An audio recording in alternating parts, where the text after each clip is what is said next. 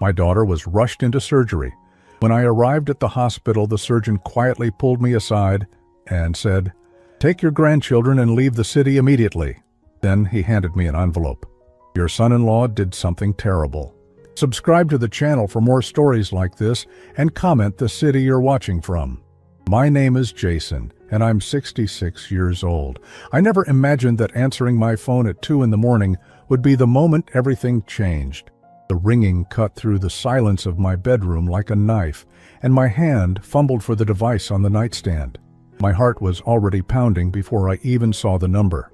"Mr. Whitmore, this is Regional Medical Center. Your daughter Aubrey has been admitted for emergency surgery." The words didn't make sense at first. I sat up, my mind struggling to process what the nurse was saying. Aubrey? Surgery? My daughter had called me just yesterday afternoon. She sounded tired, maybe a little off, but nothing that suggested this. "What happened? Is she okay?" My voice came out hoarse, panicked. "She's in surgery right now. The doctor will explain everything when you arrive. I'm sorry, but I can't give more details over the phone." I was dressed and in my car within 5 minutes. My hands shook as I gripped the steering wheel, the empty highway stretching ahead of me. It was a 90-minute drive to the hospital, and every minute felt like an eternity. My mind kept circling back to Aubrey as a little girl, 7 years old, scraped knee, crying in my arms. I'd always been able to fix things for her back then. A bandage, a hug, a terrible joke to make her laugh. But I couldn't fix this. I didn't even know what this was. The highway was dark and empty. No other cars, just me and the fear growing in my chest. I tried calling Michael, my son-in-law, but it went straight to voicemail. That wasn't unusual. Michael worked long hours and he kept his phone on silent at night. Still, something about it bothered me. Shouldn't he be at the hospital? Shouldn't someone have called him first? I pulled into the hospital parking lot at 3:45 in the morning. The emergency entrance was lit up like a beacon, and I practically ran through the automatic doors. The smell hit me first, that sterile antiseptic smell that hospitals have. It made my stomach turn. "Aubrey Whitmore," I said to the woman at the registration desk, my voice urgent. "My daughter, she's in surgery." The woman typed slowly, and I wanted to reach over and do it myself. Finally, she looked up. "3rd floor, surgical waiting area. Take the elevators to your left." I didn't wait for her to finish. I was already moving. The waiting area was quiet, just a few other people scattered in chairs, staring at their phones or the television mounted on the wall. And there, in the corner, was Michael.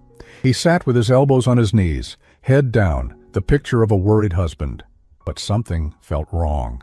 "Michael?" I walked over to him, and he looked up. His eyes were red, but there were no tears. He stood, and we shook hands, which felt oddly formal given the circumstances. "Jason, they told you? What the hell happened?"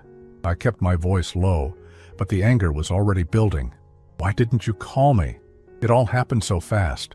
Michael ran a hand through his hair. He looked exhausted, but there was something in his expression I couldn't place. Detachment, maybe, like he was going through the motions. "She collapsed at home around midnight. I called 911 immediately. They said something about internal bleeding." "Well, internal bleeding? From what?" He shrugged, and that gesture made my blood run cold. "They don't know yet. They're running tests." I wanted to grab him by the collar and demand answers, but a doctor emerged from the double doors at that moment. He was older, maybe my age, with gray hair and tired eyes behind wire-rimmed glasses. He scanned the waiting room, and his gaze landed on us. "Family of Aubrey Whitmore?" "That's us," Michael said, stepping forward. I moved beside him, my heart hammering. The doctor glanced at Michael, then at me. "I'm Dr. Patterson. Aubrey's stable for now, but she's still in surgery. We're doing everything we can." "What happened to her?" I asked, my voice cracking. Dr. Patterson hesitated. "We're still determining the cause. There was significant internal bleeding, but we've managed to control it. She'll be in recovery for several hours." Michael nodded, his face carefully neutral. "Can we see her?" "Not yet. I'll update you as soon as she's out of surgery." Dr. Patterson's eyes lingered on Michael for a moment longer than felt normal. Then he looked at me. "Mr. Whitmore, could I speak with you privately for a moment?" I blinked. "Me? Why?" "Just a few questions about Aubrey's medical history." His tone was even, professional, but something in his eyes told me this wasn't routine. Michael shifted beside me. I can answer any questions about Aubrey. I'm her husband. Dr. Patterson didn't look at him. I need to speak with her, Father. It'll only take a moment. There was a tension in the air now, thick and uncomfortable. Michael's jaw tightened, but he nodded. Fine. I'll be right here. I followed Dr. Patterson down a long hallway, away from the waiting area. He didn't speak until we reached a small consultation room. He closed the door behind us, and the click of the lock made my pulse spike. Dr. Patterson, what's going on? He turned to face me, and the expression on his face made my stomach drop. This wasn't a doctor about to deliver bad news. This was a man about to tell me something dangerous. Mr. Whitmore, I need you to listen to me very carefully. His voice was low, urgent. Your daughter is going to survive this surgery, but you need to take your grandchildren and leave the city. Tonight. Right now. I stared at him, my mind refusing to process the words. What? What are you talking about? Dr. Patterson reached into his coat pocket and pulled out a manila envelope. It was thick, stuffed with papers. He held it out to me with both hands, like it was something precious and terrible all at once. Your son-in-law did something terrible, he said quietly. This envelope contains evidence, medical records, prescriptions, communications. I shouldn't be giving this to you and I could lose my license for it, but I can't let this continue. My hands trembled as I took the envelope. It was heavier than it should have been. What are you saying? Open it when you're alone. Read everything. Then get your grandchildren and disappear. Dr. Patterson's eyes bore into mine. Michael can't know that you have this. Do you understand me? If he finds out, I don't know what he'll do. My throat was dry. Is Aubrey in danger? She was. That's why she's here. He glanced at the door, then back at me. I have to get back to surgery. Please, Mr. Whitmore, protect those kids. He left before I could ask anything else. I stood there in that small room, the envelope clutched in my hands, my entire world tilting on its axis. I walked back to the waiting area in a daze. Michael was exactly where I'd left him, staring at his phone. He looked up when I approached, his eyes flickering to the envelope. What's that? Just some paperwork, I said, my voice steadier than I felt. Insurance stuff? He nodded slowly, but his gaze lingered on the envelope. I sat down 3 chairs away from him, the envelope resting on my lap. I couldn't open it here, not in front of him, but I needed to know what was inside. The minutes dragged by. Michael checked his phone constantly. I watched him from the corner of my eye, trying to see what Dr. Patterson had seen. What had I missed? Finally, I couldn't take it anymore. I need to use the restroom. Michael barely acknowledged me. I walked down the hallway, found the men's room, and locked myself in a stall. My hands shook as I opened the envelope. The first page was a medical record, Aubrey's name at the top. I scanned the document, my eyes catching on words that didn't make sense. Altered dosages, prescription forgeries, drug interactions. I flipped to the next page. More prescriptions, all in Michael's name, but filled at different pharmacies across 3 counties. Medications that shouldn't be taken together. Medications that could cause internal bleeding if combined. My vision blurred. I had to grip the stall wall to keep from collapsing. Michael had been poisoning my daughter. I sat on the closed toilet lid, the document spread across my lap, my hands shaking so badly I could barely read. But I forced myself to look at every page, every prescription, every date, every signature that wasn't Aubrey's but was supposed to be. Michael had been doing this for months, maybe longer. There were prescriptions for blood thinners, anti-anxiety medications, sleeping pills, all written under different doctors' names, filled at pharmacies scattered across the region. Some were in Aubrey's name, forged. Others were in Michael's name, but clearly intended for her. The combinations were deadly. I didn't need to be a doctor to understand that. One document was a printout of an email exchange between Dr. Patterson and a pharmacist. The pharmacist had flagged a prescription as suspicious because it was the 3rd time that month someone had tried to fill a high-dose blood thinner for Aubrey Whitmore. Dr. Patterson had started investigating quietly. He'd pulled her medical records from the hospital system and found a pattern. Aubrey had been to the emergency room 4 times in the past 8 months. Unexplained dizziness, severe nausea, a fall down the stairs that she couldn't remember clearly. Each time Michael had been the one to bring her in. Each time he'd stayed close, answering questions for her when she was too disoriented to speak. I'd thought he was being a good husband, protective, caring. He'd been covering his tracks. There was a handwritten note from Dr. Patterson at the bottom of the stack. His handwriting was rushed, barely legible. "Mr. Whitmore, I discovered this by accident while reviewing your daughter's surgical prep. Her blood work showed dangerous levels of anticoagulants that she wasn't prescribed by any doctor in our system. When I cross-referenced with regional pharmacies, I found the pattern. Michael has a $2 million life insurance policy on Aubrey. It was taken out 6 months ago. I've contacted an attorney friend, but I need you to protect those children. He will come for them if he thinks you know. Be careful. $2 million. I folded the papers back into the envelope, my hands numb. My mind was screaming, but my body felt frozen. Michael had been slowly killing my daughter for money. For $2 million. How long had he been planning this? How long had Aubrey been suffering, thinking she was just sick, just clumsy, just unlucky? I thought back to the last few years. Aubrey had pulled away from the family. She'd stopped coming to Sunday dinners, stopped calling as often. When I did see her, she looked tired, worn down. Michael was always there, his hand on her shoulder, speaking for her, guiding her. I'd thought he was supporting her. I'd been grateful she had someone like him. I'd been a fool. I stood up, legs unsteady, and shoved the envelope inside my jacket. I couldn't let Michael see it. I couldn't let him know that I knew. Dr. Patterson's words echoed in my mind. Get the grandchildren and disappear. But how? Michael was sitting right there in the waiting room. If I tried to leave now, he'd know something was wrong. And where were the kids? Were they at home alone? Were they safe? I splashed cold water on my face and stared at my reflection in the mirror.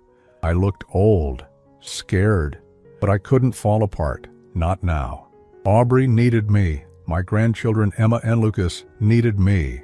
I walked back to the waiting area, forcing my expression into something neutral. Michael looked up from his phone. "Everything okay?" he asked. "Yeah, just needed a minute." I sat down, the envelope burning against my ribs. "Where are the kids?" "At home. My sister's watching them." "Your sister?"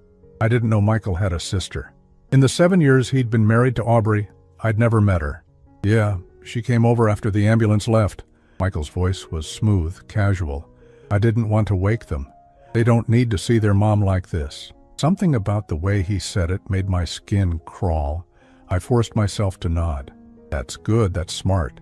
He went back to his phone. I sat there, staring at the wall, my mind racing. I needed to get to Emma and Lucas. I needed to get them away from Michael's sister, whoever she was. But I couldn't just leave the hospital. If I did, Michael would know something was wrong. An hour passed. Then another. Dr. Patterson came out once to tell us Aubrey was still in surgery, stable but not out of danger. He didn't look at me, didn't acknowledge the envelope. He was protecting himself, and I didn't blame him. Michael barely reacted to the update. He just nodded and went back to his phone. At 6 in the morning, a nurse finally told us Aubrey was out of surgery and in recovery. She was unconscious, but stable. We could see her in an hour. "I need coffee," Michael said, standing and stretching. "You want anything?" "No, I'm good." He walked toward the cafeteria, and the moment he was out of sight, I pulled out my phone. My hands were shaking again. I dialed my sister Clara's number. She lived 2 hours away, across the state line in Tennessee. "Jason? It's 6 in the morning. What's wrong?" "Clara, I need your help.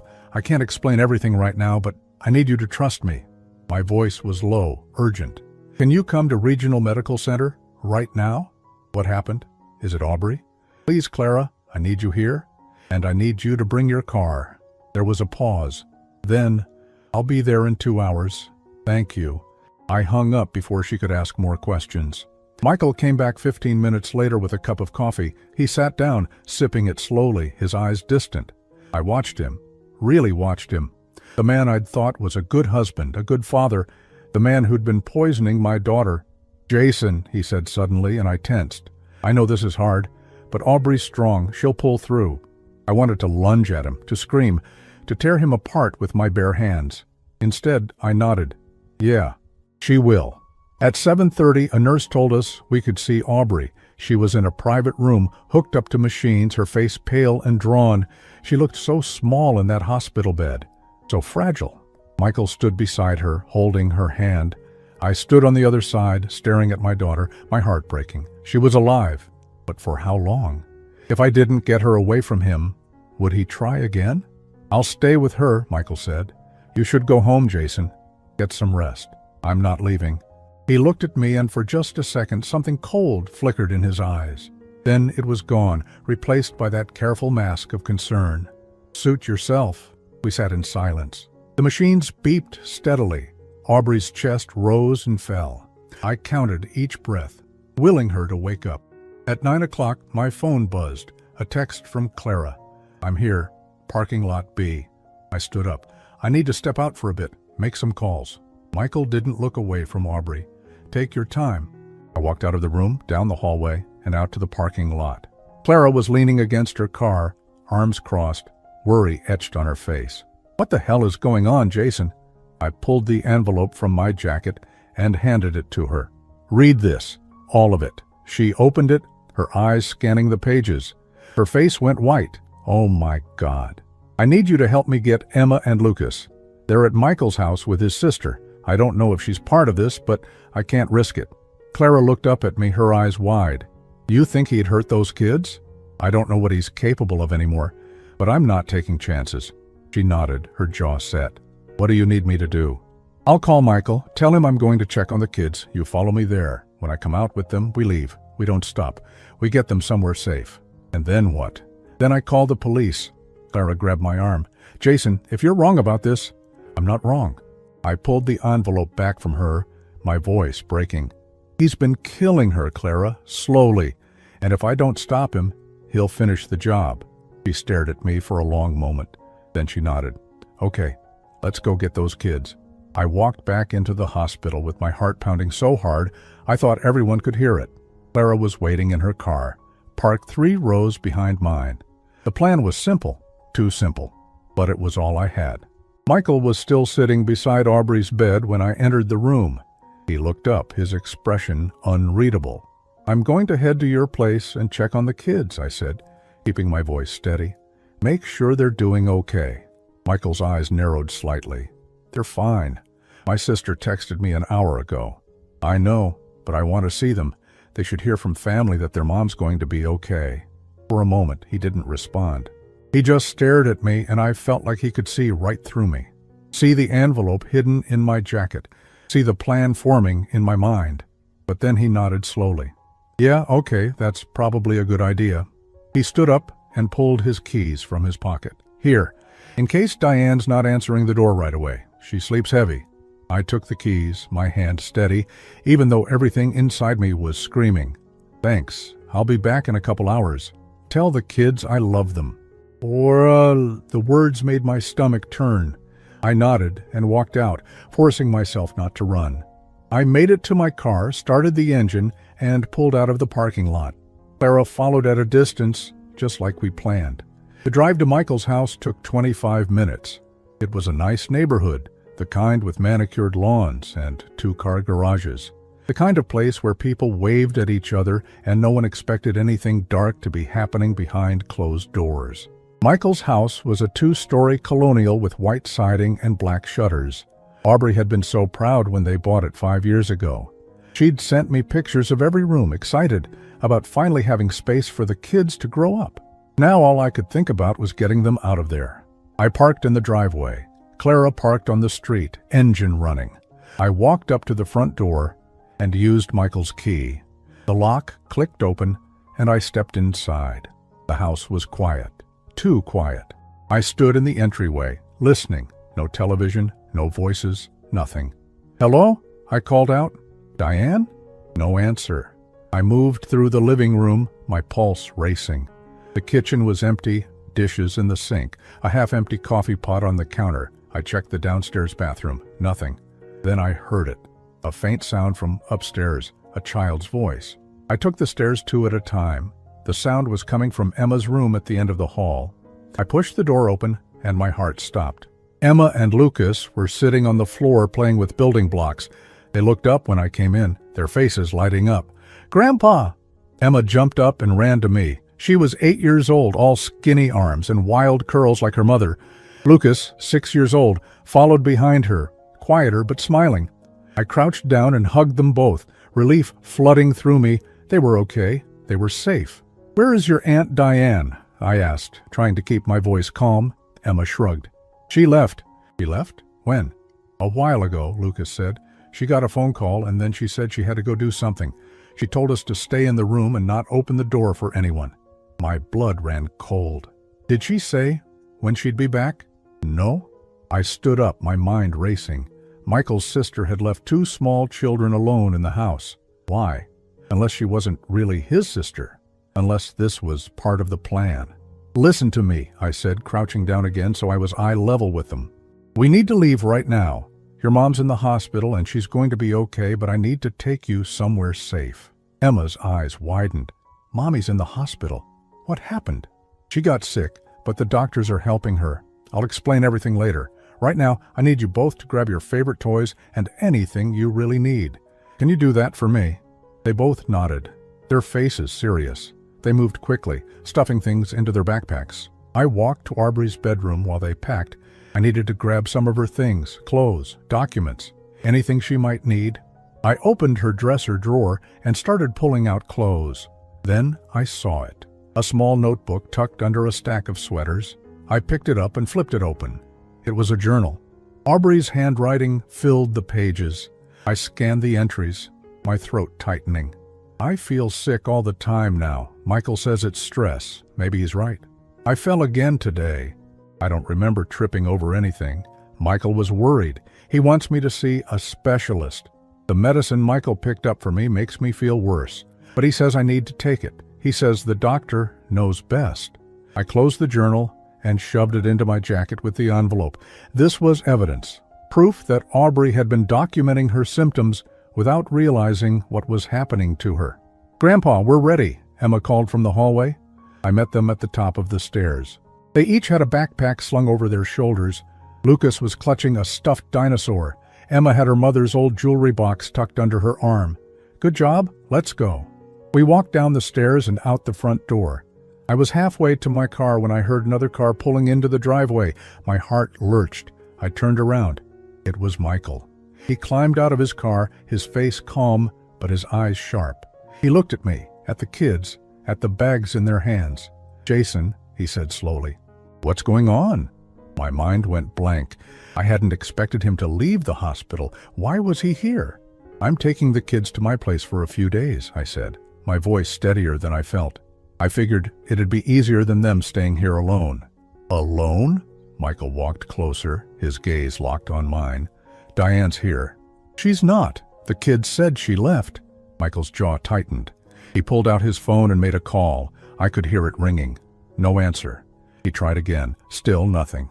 "That's weird," he said, but his voice was too calm, too controlled. He looked at Emma and Lucas. "Hey guys, why don't you go back inside? Grandpa and I need to talk for a minute." "No," I said quickly. "They're coming with me." Michael's expression shifted. It was subtle, just a flicker, but I saw it. The mask slipping. A cold calculation underneath. "Jason, I think we need to have a conversation. Man to man." His voice was low now, dangerous. "The kids don't need to hear this.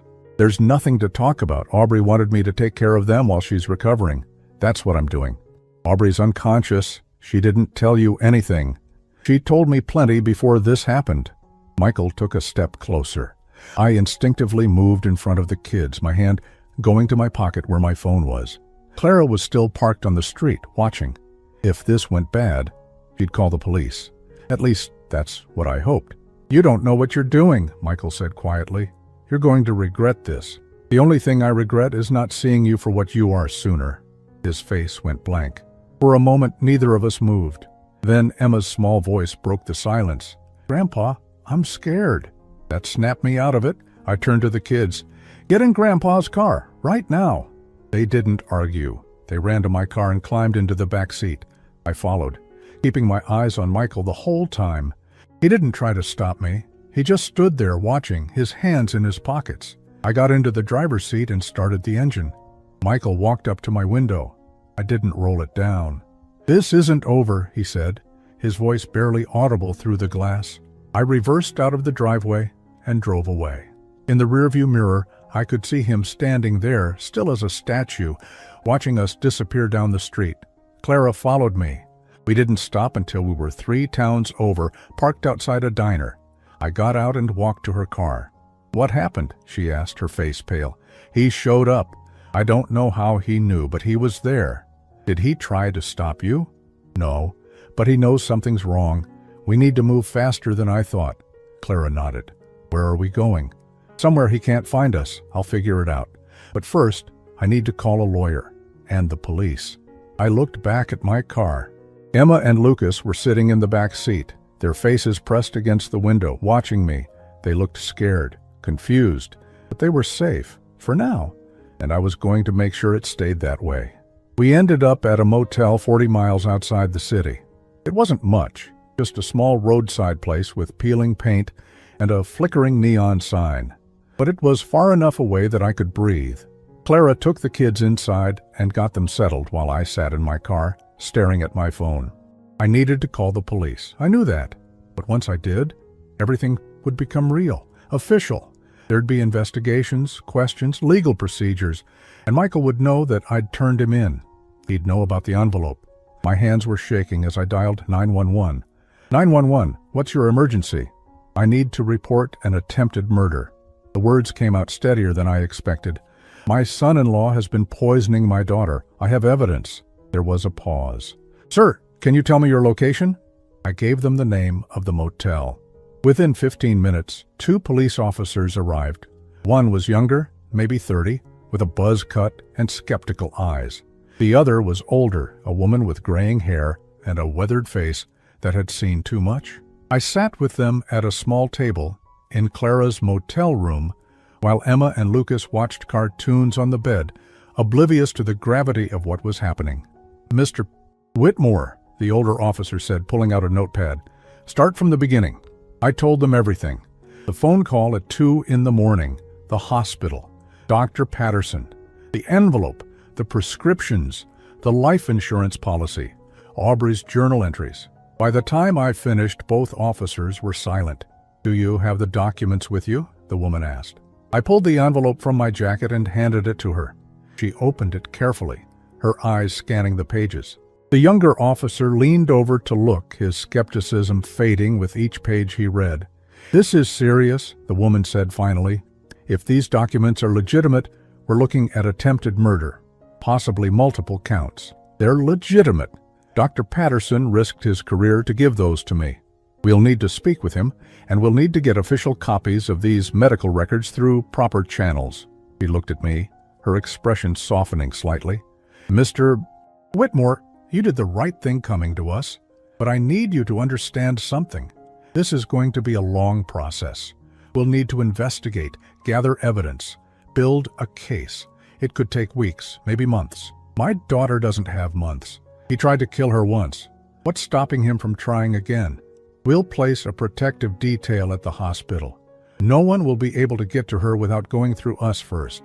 That should have made me feel better, but it didn't. I thought about Michael standing in that driveway, watching us leave, the coldness in his eyes. He wasn't going to just give up. The younger officer spoke up. What about the kids? Are they safe here? For now, Clara said from across the room. But if Michael figures out where we are... He won't, I said, though I wasn't sure I believed it. He doesn't know about this place. The older officer closed her notepad. We're going to bring Michael in for questioning. Based on what's in these documents, we should be able to get a warrant for his arrest. In the meantime, I'd suggest you stay somewhere he doesn't know about. Do you have family out of state? My sister lives in Tennessee, Clara said, about 2 hours from here. That might be a good option, at least until we know more. They left with the envelope, promising to keep me updated. I watched them drive away, feeling like I'd just set something in motion that I couldn't stop. Clara sat down beside me on the motel steps. You okay? No. I rubbed my face. exhaustion crashing over me. I keep thinking about Aubrey, about how long this has been going on. How did I not see it? You can't blame yourself, Jason. I should have known. I'm her father. I should have protected her. Clara put her hand on my shoulder. You're protecting her now. That's what matters. That night I barely slept. I kept checking my phone, waiting for updates from the police. Nothing came. Around 3 in the morning, I finally dozed off, only to be woken an hour later by my phone ringing. It was Detective Sarah Reeves, the older officer from earlier. Mr. Whitmore, I wanted to update you. We brought Michael in for questioning a few hours ago, and he lawyered up immediately, wouldn't say a word. But we were able to get a warrant to search his house and his car. We found more prescriptions, fake IDs he'd been using to fill them at different pharmacies. And we found something else. My heart sank. What? A second life insurance policy on your daughter? This one was for $3 million. He took it out 2 months ago. $5 million total. My daughter's life was worth $5 million to him?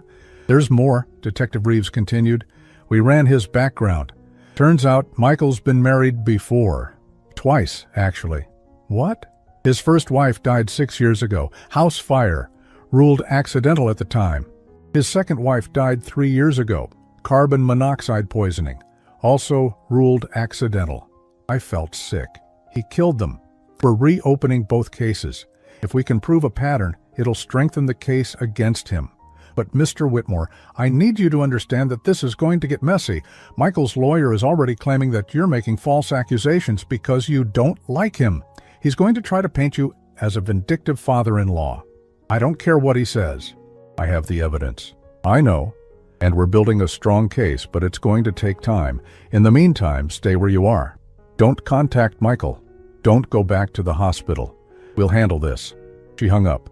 I sat there in the dark, staring at the wall. 2 other women, 2 other wives. How many people had Michael destroyed? In the morning, I called the hospital. They transferred me to Aubrey's room. A nurse answered. Is my daughter awake? I asked. She's in and out. Still very weak, but she's stable. Can I talk to her? Hold on. There was a rustling sound, then a faint voice, barely above a whisper. Dad? Hearing her voice broke something in me. Aubrey, sweetheart, how are you feeling? Tired, everything hurts. She paused. Where are Emma and Lucas? Michael said you took them. They're safe. They're with me and Aunt Clara. Why? Her voice was confused, slow. The medications were still affecting her. Well, what's going on? I didn't know how to tell her. How do you tell your daughter that her husband tried to kill her? Aubrey, I need you to listen to me. You're not safe around Michael. What? Dad, what are you talking about? He's been hurting you, making you sick. The doctors found evidence. There was silence on the other end. Then, no, that's not true. Michael loves me. Honey, I know this is hard to hear, but you never liked him. You always thought he wasn't good enough for me. Her voice was getting stronger now, defensive. You're trying to turn me against him. Aubrey, please, I have proof, medical records, prescriptions. He's been poisoning you. Stop it! She was crying now. Just stop. I don't want to hear this. Aubrey. The line went dead. She'd hung up on me. I sat there, the phone still pressed to my ear, my chest tight. She didn't believe me. After everything, she still thought I was the one lying. Clara found me like that 10 minutes later, staring at nothing. Jason? What happened? I told her about Michael, about what he did. My voice was flat, empty. She doesn't believe me? She thinks I'm trying to break them up? Clara sighed and sat down beside me. She's in shock. She's been manipulated for years. It's going to take time for her to see the truth. What if she never does? What if she goes back to him? She won't. Once the evidence comes out, once she sees everything, she'll understand. I wanted to believe that. But I'd seen the denial in Aubrey's voice, the desperation to hold on to the life she thought she had. Michael had been poisoning more than just her body. He'd been poisoning her mind too. 2 days later, Detective Reeves called again. We've arrested Michael. Formal charges, attempted murder, fraud, and forgery. His bail's been set at $500,000. Will he make bail? I don't know, but even if he does, there's a restraining order in place. He can't go near Aubrey or the kids. That should have made me feel better, but I knew restraining orders were just pieces of paper. If Michael wanted to get to us, he'd find a way. That night, I lay awake in the motel room, listening to Emma and Lucas breathing softly in the bed next to mine. Clara was asleep on the other bed. Everything was quiet, but I couldn't shake the feeling that this was far from over. 3 weeks passed in a blur. We stayed with Clara in Tennessee, the kids adjusting as best they could to their new temporary life. Emma started asking questions I didn't know how to answer. Why couldn't they go home? When would they see their mom? Where was their dad? I told them half-truths. Your mom needs time to get better. Your dad has some things he needs to take care of. We're staying here to give everyone space. Lucas seemed to accept it, but Emma was 8. She was smart enough to know something was very wrong. Aubrey was released from the hospital after 2 weeks. She went to stay at a recovery facility, a place where she could get physical therapy and counseling. I wanted her to come to Tennessee with us, but she refused. She still wasn't speaking to me. Every time I called, she either didn't answer or the conversation lasted less than a minute. Detective Reeves kept me updated. Michael's lawyer was fighting hard, claiming the evidence was circumstantial, that Dr. Patterson had violated privacy laws by taking Aubrey's medical records. They were trying to get everything thrown out. It won't work, Reeves assured me. We have too much, the prescriptions, the forged signatures, the insurance policies, and we found something else. What? Text messages between Michael and an old friend. They were discussing how much longer it would take, how he needed to be patient, how the payout would be worth it. My stomach turned. He'd been talking about my daughter like she was a business transaction. There's more, Reeves continued. We contacted the families of his previous wives. His first wife's sister never believed the house fire was an accident. She's willing to testify. The second wife's mother kept a journal of suspicious incidents before her daughter died. Falls, illnesses, strange accidents. It's the same pattern. So you can prove he did this before? We're working on it. The prosecutor thinks we have enough for a trial. It's going to take time, but we're building a solid case. Time. Everything took time. Meanwhile, my daughter was alone in a facility, refusing to believe the truth. My grandchildren were living out of suitcases, confused and scared, and Michael was out on bail, probably plotting his next move. I drove to the recovery facility one afternoon without calling ahead. I needed to see Aubrey face to face. The staff tried to stop me at first, saying she'd requested no visitors, but I insisted. I'm her father, please, 5 minutes. The nurse looked uncertain, then sighed. Room 112, but if she asks you to leave, you have to go. I found her room at the end of a long hallway. The door was half open. I knocked softly. Go away. Aubrey's voice came from inside. It's me, honey. Silence. Then I said go away. I pushed the door open anyway. Aubrey was sitting in a chair by the window, wearing a loose sweatshirt and sweatpants. She looked thinner than I remembered, her face pale and drawn. She didn't turn to look at me. Aubrey, we need to talk. There's nothing to talk about. You took my children. You had my husband arrested. You've destroyed my family. Michael destroyed your family. I'm trying to save what's left of it. She finally turned to face me, and the anger in her eyes was like a physical blow. You have no right to tell me what's best for me. You've never liked Michael. You never gave him a chance. That's not true. Yes, it is. From the moment I met him, you looked at him like he wasn't good enough, like I'd made a mistake. I wanted to argue, but she was right. I had been skeptical of Michael from the start. He'd been too smooth, too perfect. But I'd convinced myself I was just being an overprotective father. Even if that's true, I said quietly, it doesn't change what he did to you. He didn't do anything. Her voice broke, and I could see tears welling in her eyes. I was sick. I am sick. The doctor said it was stress, that I needed to take better care of myself. The doctors didn't say that, Aubrey. Michael said that. He's been controlling your narrative for years. She shook her head, wrapping her arms around herself. You're wrong. You have to be wrong. Because if you're not, that means everything I believed about my life was a lie. I pulled a chair over and sat down across from her. I know this is hard. I know you don't want to believe it, but I need you to look at the evidence. Really, look at it. I don't want to see it. Aubrey? No. She stood up, her legs shaky, but her voice strong. I don't want to see your so-called evidence.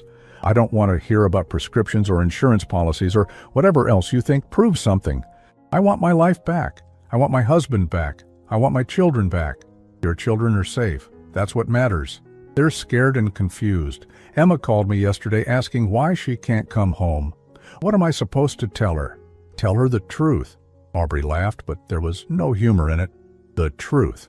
You mean your version of the truth. I pulled out my phone and opened a file Detective Reeves had sent me. It was a transcript of the text messages between Michael and his friend. I held it out to her. Read this, please. She stared at the phone like it might bite her. Then, slowly, she took it. I watched her eyes move across the screen, reading the words. Her face went from angry to confused to horrified. This can't be real, she whispered. It is. The police verified it. Those are Michael's messages. Her hand started shaking. She dropped the phone on the table and stumbled backward. I stood up reaching for her, but she pushed me away. Get out. Aubrey, get out. I need to think. I can't do this with you here. I picked up my phone and walked to the door. Before I left, I turned back. I love you, honey. Everything I've done is because I love you. When you're ready to talk, really talk, I'll be here. She didn't respond. She just stood there, staring out the window, her whole body trembling. I drove back to Tennessee with a heavy heart. Clara met me at the door. How did it go? She read the messages, but I don't know if it was enough. That night, my phone rang at 11 o'clock. It was Aubrey. Her voice was small, broken. Dad? I'm here. I need to see all of it. The medical records, the prescriptions, everything. Can you bring it to me? Of course. When? Tomorrow, as early as you can. The next morning, I drove back to the facility with a folder containing copies of everything the police had given me. Aubrey was waiting in her room, looking like she hadn't slept. Her eyes were red and swollen. I handed her the folder. She opened it slowly, like she was afraid of what she'd find inside. For the next hour, she read through every document. I sat quietly, watching her face change as the truth sank in. When she finally looked up, tears were streaming down her face. He tried to kill me, she whispered. Yes. For money. Yes. She covered her face with her hands and sobbed. I moved to sit beside her, and this time she didn't push me away. She leaned into me, crying like she hadn't cried in years, maybe decades. I'm so sorry, I said softly. I'm so sorry this happened to you.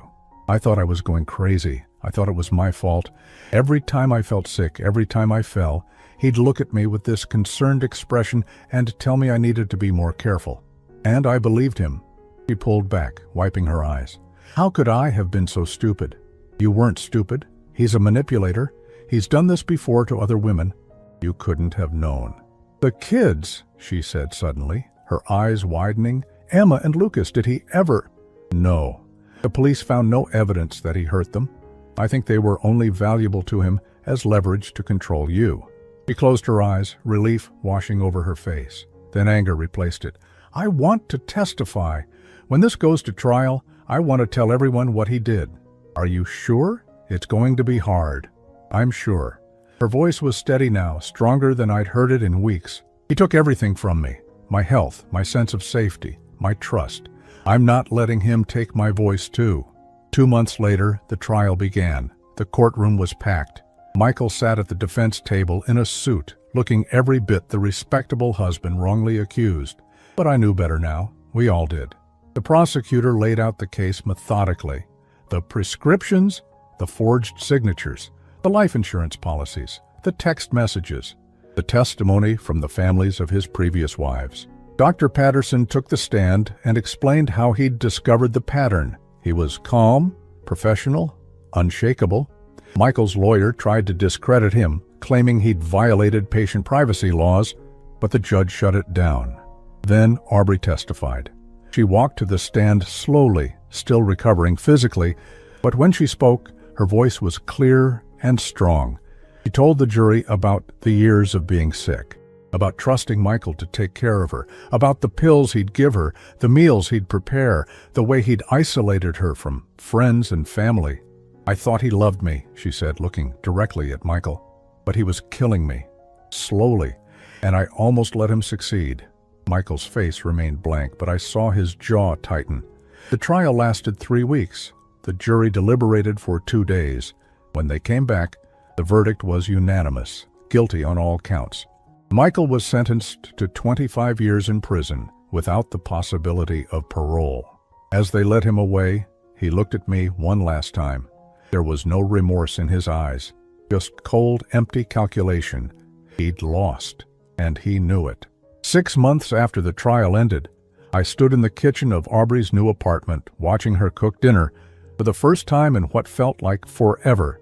It was a small place, nothing like the house she'd shared with Michael, but it was hers, safe, clean, free. Emma was setting the table, chattering about her new school and the friend she'd made in art class. Lucas was on the floor with his dinosaurs, making sound effects that echoed off the walls.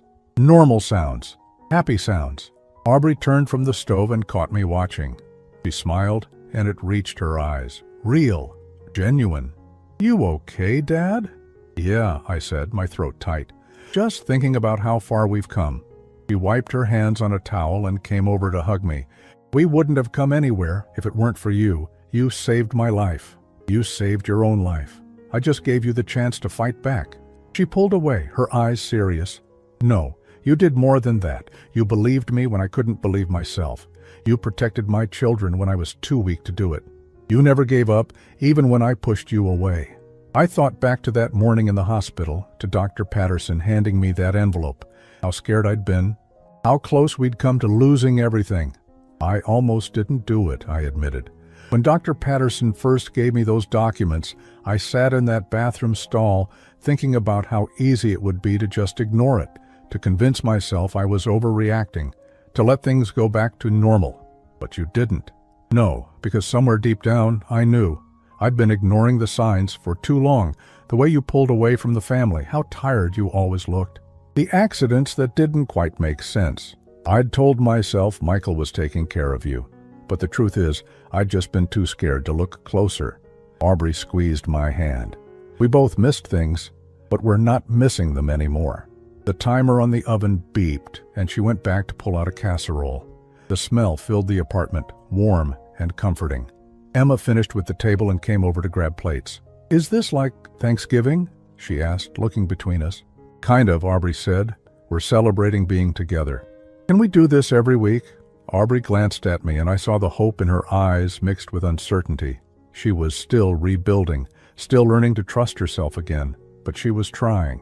"Yeah, sweetheart," I said to Emma. "We can do this every week." We sat down to eat, and for the first time in years, I felt something I'd almost forgotten. Peace, not the absence of problems, because there were still plenty of those. Aubrey was in therapy twice a week, working through the trauma. The kids had nightmares sometimes. Money was tight since Aubrey was only working part-time while she recovered, but we were together, we were safe, and that was everything. After dinner, while Aubrey got the kids ready for bed, I stepped out onto the small balcony. The city stretched out below, lights twinkling, in the darkness. My phone buzzed, a text from Clara. "How's dinner going?" "Good, really good." "Tell Aubrey I'm proud of her. And tell yourself the same thing. You're a good father, Jason." I stared at those words for a long time. For months, I'd been carrying guilt. Guilt for not seeing what Michael was doing sooner. Guilt for the years Aubrey suffered. Guilt for not being the father I thought I should have been. But maybe Clara was right. Maybe being a good father wasn't about being perfect. It was about showing up, about fighting when it mattered, about not giving up even when everything seemed impossible. Aubrey came out onto the balcony, 2 cups of coffee in her hands. She handed me one and leaned against the railing beside me. "They're out like lights," she said. "Emma wants you to read to her tomorrow night." "I'd love that." We stood in comfortable silence for a while. Then Aubrey spoke, her voice quiet. "I got a letter from Michael." My whole body tensed. "When?" "Last week. His lawyer forwarded it. I haven't opened it." "Are you going to?" She shook her head. "No. I thought about it for a while, wondering if maybe he'd apologize, if maybe there'd be some explanation that would make it all make sense. But then I realized I don't need that. I don't need his apology or his explanation. I don't need anything from him." "What are you going to do with it?" "Burn it." She looked at me, her expression determined. "Tomorrow. I want the kids to see. I want them to understand that some things in life deserve to be destroyed, that moving forward sometimes means letting go completely." The next evening, we gathered in Aubrey's small backyard. She'd bought a metal fire pit from the hardware store, and Lucas helped her set it up while Emma arranged stones around it like it was some kind of ceremony. Aubrey held the letter, still sealed, in her hands. She looked at me, then at the kids. "You know how sometimes we keep things that hurt us because we think we're supposed to," she said to them. "We think that letting go means giving up or being mean. But sometimes the strongest thing we can do is say goodbye to things that were never good for us in the first place." Emma nodded seriously. Lucas watched with wide eyes. Aubrey struck a match and held it to the corner of the envelope. The paper caught fire, flames licking up the sides. She dropped it into the fire pit, and we all watched as it burned. The letter from the man who'd tried to kill her. The last connection to a life that had almost destroyed her. Gone. As the flames died down, Emma reached for her mother's hand. "Are we safe now, Mommy?" Aubrey knelt down and pulled both kids into her arms. "Yes, baby, we're safe." That night, after I'd driven home to my own apartment 30 minutes away, I sat at my kitchen table with a cup of tea and thought about everything that had happened. The fear, the anger, the uncertainty, but also the strength I'd seen in my daughter, the resilience in my grandchildren, the way we'd all found a way to survive something that should have broken us. My phone rang. It was Detective Reeves. "Mr. Whitmore, I wanted to give you an update.